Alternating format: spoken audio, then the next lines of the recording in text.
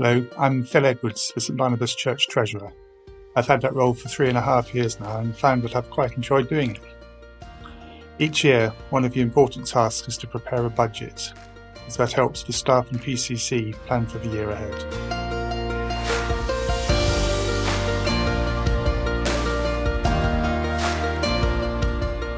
Not surprisingly, both income and expenditure were affected by the pandemic and lockdown. There were a few new expenses, mostly to do with the setting up and streaming of services, but overall expenditure was down. There were many fewer services in church, and almost all groups stopped meeting in person, and most of the planned building work was postponed. Income was also lower. Money was no longer coming in from the renting of a church and hall, and the weekly collections stopped at the beginning of lockdown and have not restarted, although a few people have continued to send in envelopes or make cash donations. There was an increase in giving by standing order in February last year, and during the pandemic, the income from existing standing orders, which is the majority of our income, has been maintained. And quite a lot of people have switched to giving by standing order during the year, so standing order income has risen further.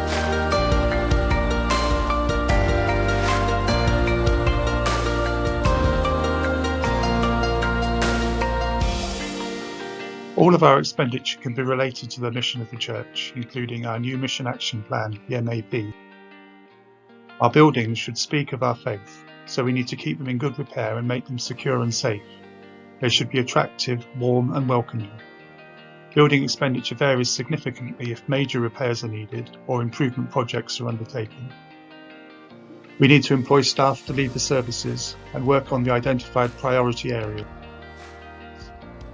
Within the last year, we've welcomed Seb and Phil onto the staff team in accordance with the MAP focus on worship, including online.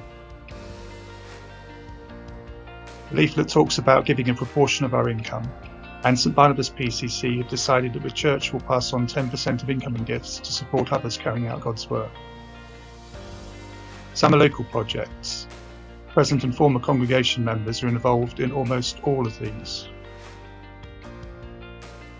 We also support organisations who work nationally and internationally, and there are 4 overseas projects where we know those involved, and they periodically come to St Barnabas to give updates.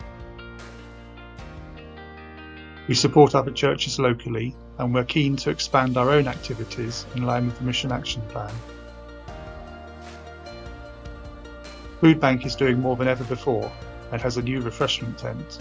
And Feast of Fun now provides boxes containing food and children's activities every school holiday. We need sufficient resources to be able to move forward with the MAP. Some MAP actions are already underway, but others will require us to be able to make a commitment to further expenditure for a number of years.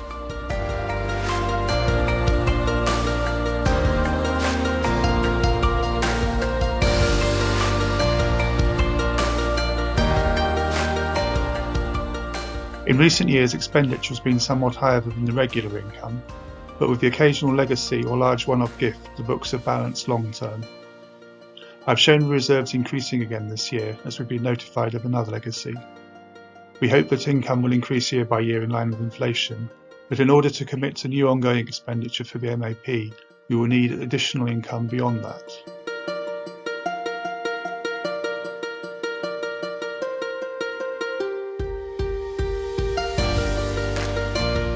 It's likely there will be new options for giving in the near future, but at the moment the situation is this. The preferred way of giving is through standing order.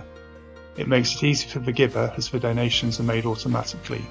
It's also good for the church as the regular income helps with cash flow and allows us to plan. Setting up a standing order can be done on a paper form or by using online banking. The forms, which have the heading Banker's Order, are available on the giving page of the church website, or you can ask me for one, and when completed should be sent to your own bank. For those who cannot use standing orders, we still have the weekly envelope scheme. It's a good way of helping cash donors maintain the discipline of regular giving. Those are for regular gifts, but one-off gifts are also very welcome. These can be made by online transfer, cheque, and credit card or PayPal by using the purple donate button on the giving page of the website. 2 things worth mentioning here. One is that as far as the church is concerned, these gifts are completely anonymous. And also that the button setup means that by default an additional 15% donation is made to Just Giving, but this can be removed by selecting Other. I'd also like to remind you about Gift Aid, a government scheme to encourage charitable giving. If you pay sufficient tax and complete a Gift Aid form, HMRC will repay the basic rate tax they've taken on your donation, and this comes direct to the church.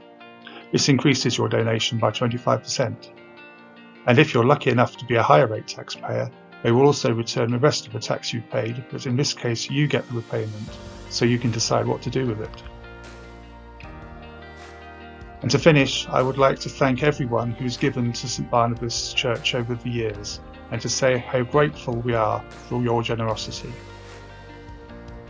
And if you've got any questions about what I've just said, or anything else to do with giving to St Barnabas, please get in touch. You could include your question with your response in the stamped addressed envelope, or use my treasurer email address, treasurer@stbarnabas.net.